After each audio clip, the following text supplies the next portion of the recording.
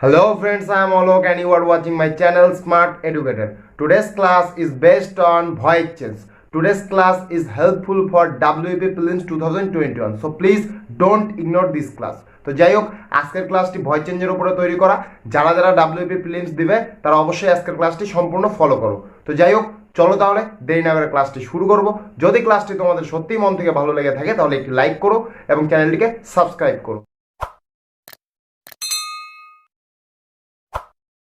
তো চলো তাহলে আমাদের ডিসকাশনটি শুরু করা যাক। তো আজকের ক্লাসটি বেসিক্যালি ভয়েস চেঞ্জের উপরে। অনেকেই আমাকে মেসেজ করেছিল যে দাদা ভয়েস চেঞ্জের উপরে একটি ক্লাস আনো। তো সেই ক্ষেত্রে আজকের ক্লাসটি ভয়েস চেঞ্জের উপর। এটি পার্ট 1 ভিডিও, এরপরে আমি পার্ট 2 পার্ট 3 নিয়ে আসবো। তিনটি পার্টে ভয়েস চেঞ্জ ক্লাসটিকে কমপ্লিট করব, ঠিক আছে? তো চলো শুরু করি। তো তোমরা সবাই জানো যে ভয়েস মানে হচ্ছে বাচ্য।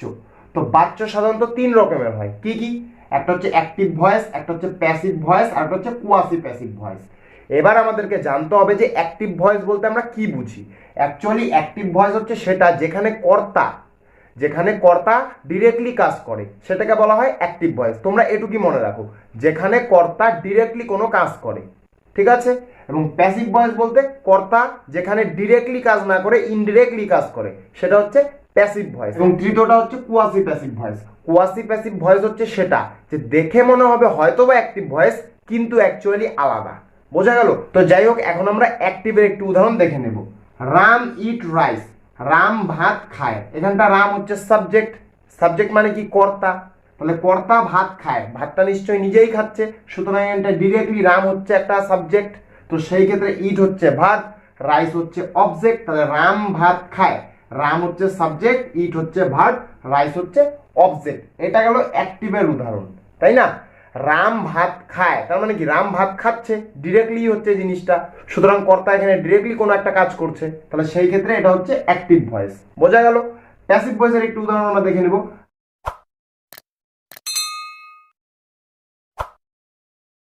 Rice is eaten by Ram.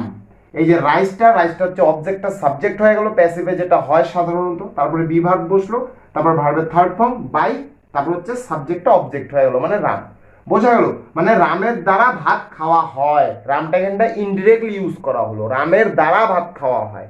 বোঝা গেল? তাহলে এটা হয়ে গেল প্যাসিভ ভয়েসের উদাহরণ। এবার দেখবো কোয়াসি প্যাসিভ জিনিসটা কি। অ্যাকচুয়ালি কোয়াসি প্যাসিভের একটা উদাহরণ আমি এখানটা লিখেছি, হানি টেস্ট সুইট, অর্থাৎ মধু খেতে মিষ্টি। এই লাইনটা পড়লে আমাদের কি মনে হবে? মধু খেতে মিষ্টি, তার মানে কারো দ্বারা খাওয়া হচ্ছে। সুতরাং কারো দ্বারা খাওয়া হচ্ছে বলতে আমরা অ্যাক্টিভ ভয়েসকে ধরে নিতে পারি, কিন্তু এটা অ্যাক্টিভ ভয়েস নয়, এটা হচ্ছে কোয়াসি প্যাসিভ ভয়েস, যেটার মধ্যে ব্যতিক্রম রয়েছে। তো এরপরে যখন আমরা অন্য অন্য উদাহরণগুলি করব তখন আমরা কনসেপ্টটা ক্লিয়ার করব। আপাতত আশা করি তোমরা একটু বুঝে গেছো যে ভয়েস চেঞ্জ সাধারণত তিন রকম হয়, অ্যাক্টিভ, প্যাসিভ এবং কোয়াসি প্যাসিভ। অ্যাক্টিভের একটি উদাহরণ দেখলাম, প্যাসিভের একটি উদাহরণ দেখলাম এবং কোয়াসি প্যাসিভের একটি উদাহরণ দেখলাম। বোঝা গেল? আজকে আমরা যেটা শিখবো যে আমাদের বর্তমান কালের যে সমস্ত পার্টগুলি হয়, যেই চারটি পার্ট, সেই পার্টগুলি নিয়ে আমরা আজকে আলোচনা করব। এটা পার্ট 1 ক্লাস। বোঝা গেল? ভয়েস চেঞ্জের উপরে এটা পার্ট 1, এরপর আমি পার্ট 2 এবং পার্ট 3 নিয়ে আসবো। তিনটি পার্টে তোমাদের ভয়েস চেঞ্জটাকে আমি কমপ্লিট করাবো। বোঝা গেল? তো চলো এর পরের দিকে এগিয়ে যাই। আজকের ক্লাসে আমরা শুধু প্রেজেন্ট টেন্স সম্পর্কে আলোচনা করব, মানে প্রেজেন্ট টেন্সের যে সমস্ত পার্টগুলি হয় সেই চারটি পার্ট নিয়ে আলোচনা করব। বোঝা গেল? তো চলো শুরু করি। ফার্স্ট আমাদের কি বলা হয়েছে? সিম্পল প্রেজেন্ট টেন্স বা প্রেজেন্ট ইনডিফিনিট টেন্স। তারপরে কি? প্রেজেন্ট কন্টিনিউয়াস টেন্স, তারপরে প্রেজেন্ট পারফেক্ট টেন্স, তারপরে প্রেজেন্ট পারফেক্ট কন্টিনিউয়াস টেন্স। আমরা আজকে এই চারটি টেন্স নিয়ে আলোচনা করব। বোঝা গেল? তো এগুলোর স্ট্রাকচার কি, এগুলো কিভাবে ইউজ করা হয়, উদাহরণ কি, পরীক্ষায় কিভাবে আসতে পারে, এই বিষয়গুলো নিয়ে আলোচনা করব। তোমরা অবশ্যই ক্লাসটি শেষ পর্যন্ত দেখো। বোঝা গেল? তো চলো, তো এখন আমরা দেখে নেব প্রেজেন্ট ইনডিফিনিট টেন্স। বোঝা গেল? তো অ্যাক্টিভের স্ট্রাকচারে কি বলা হয়েছে? সাবজেক্ট প্লাস ভার্বের সাথে এস বাই এস হতেও পারে, নাও হতে পারে, প্লাস অবজেক্ট। এবার প্রশ্ন হচ্ছে এস বাই এস কখন হয়? থার্ড পারসন সিঙ্গুলার নাম্বারের ক্ষেত্রে এস বাই এস বসে। বোঝা গেল? আমি, আমরা, তুমি, তোমরা বাদ দিয়ে বাকি সমস্ত কিছুই থার্ড পারসন সিঙ্গুলার নাম্বার, আর সেই ক্ষেত্রে এস বাই এস বসতে পারে। আর যদি থার্ড পারসন সিঙ্গুলার নাম্বার না হয় সেই ক্ষেত্রে এস বাই এস বসে না। এটা গেল অ্যাক্টিভের স্ট্রাকচার কি? সাবজেক্ট প্লাস ভার্বের সাথে S by S plus object. আর প্যাসিভে হচ্ছে object plus am is are এর মধ্যে যে কোনো একটি, প্লাস ভি3 মানে হচ্ছে ভার্বের third form, plus by plus subject. বোঝা গেল? তো এবার আমরা একটা উদাহরণ দেখবো, উদাহরণ দেখলে ক্লিয়ার হয়ে যাবে। অ্যাক্টিভের একটি উদাহরণে কি বলা হয়েছে? Amal writes a letter. এখানটা রাইটস কেন হলো? কারণ অমল হচ্ছে থার্ড পারসন সিঙ্গুলার নাম্বার। তাহলে অমল রাইটস এ লেটার, তাহলে অমল এখানটায় সাবজেক্ট হচ্ছে অমল, রাইট মানে ভার্বের সাথে এস বাই এস বসেছে, সাথে এ লেটার, এটি হচ্ছে অবজেক্ট। বোঝা গেল? এবার আমরা যদি এটাকে চেঞ্জ করি প্যাসিভে তাহলে কি হবে? তাহলে আমাদের রুলস কি, যে এই যে সাবজেক্টের বদলে অবজেক্ট আসবে, তাহলে অবজেক্টকে আমাদের সামনে আনতে হবে। তার মানে আমাদের ফার্স্টে অবজেক্ট ছিল হচ্ছে এ লেটার, তাহলে এ লেটারকে আমরা ফার্স্টে সাবজেক্ট রূপে নিয়ে আসবো, তাহলে এ লেটার হয়ে গেল। তারপরে কি বলা হয়েছে প্যাসিভের রুলসে, এম ইজ আর এর মধ্যে যে কোনো একটি বসবে। এবার একটি কিভাবে বসবে? সাবজেক্টের উপরে ডিপেন্ড করে। অবজেক্টের পরে এম ইজ আর এর মধ্যে একটি বসবে, এখানটা ইজ বসছে তাই ইজ বসালাম, এ লেটার ইজ। তারপরে কি বলা হয়েছে ভি থ্রি মানে ভার্বের থার্ড ফর্ম। থার্ড ফর্ম মানে কি? ভার্বের 3 নম্বর ফর্মটি। অর্থাৎ যদি ডু থাকে তাহলে সেই ক্ষেত্রে ডু ডিড ডান বা ভার্ব যেটাই থাকুক না কেন তার 3 নম্বর ফর্মটি। বোঝা গেল? সেটাই হচ্ছে ভি3। সেই ক্ষেত্রে রাইটের থার্ড ফর্ম হচ্ছে রাইট, রোট, রিটেন।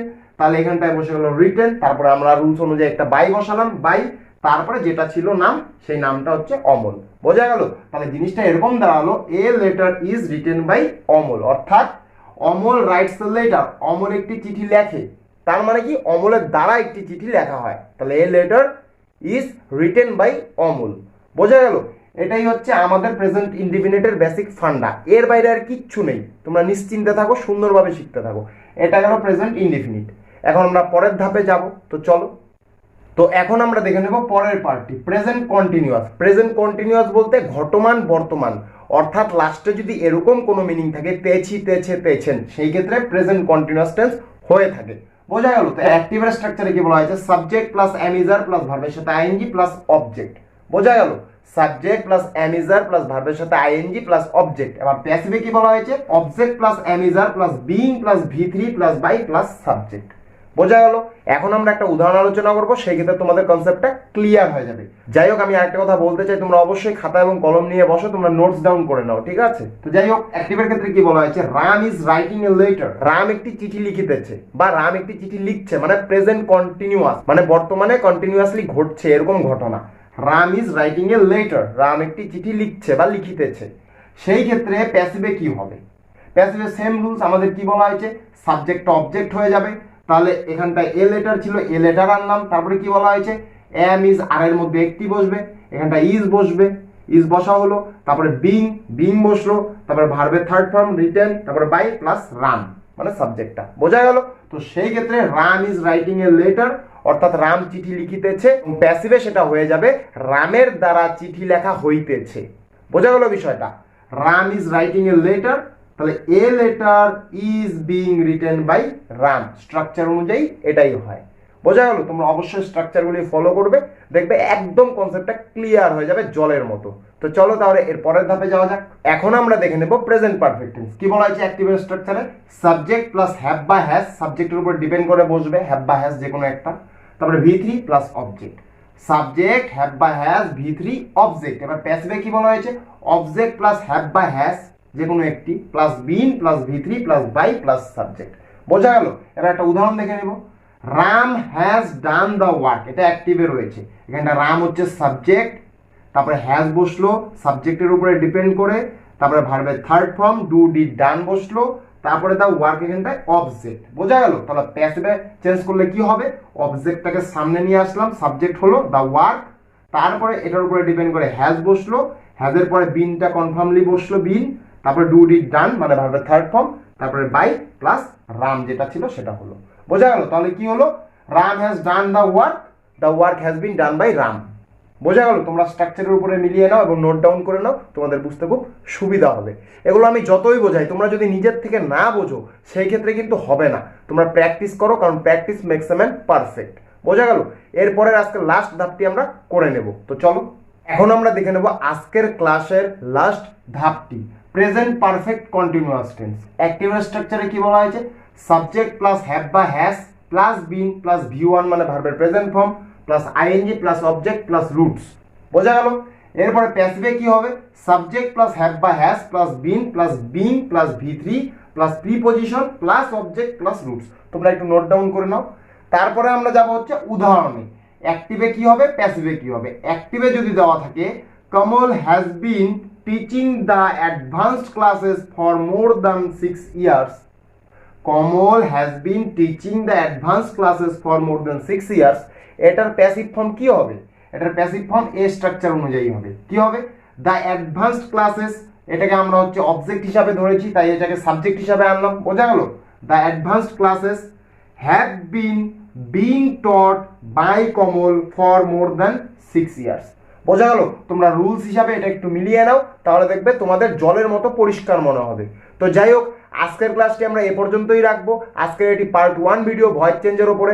যারা যারা WAP প্রিলিমস দেবে 2021 সালে তারা অবশ্যই এই ক্লাসটিকে সম্পূর্ণ ফলো করো। একবারে যদি না হয় 2-3 বার ভিডিওটি দেখো। বোঝা গেল? তো যাই হোক, যদি ক্লাসটি ভালো লাগে তাহলে একটি লাইক করো এবং আমার চ্যানেলের পাশে থেকো সাবস্ক্রাইব করে। তো আজকের মতো এ পর্যন্তই, দেখা হচ্ছে নেক্সট ভিডিওতে। Bye bye, take care, be safe, Jai Hind.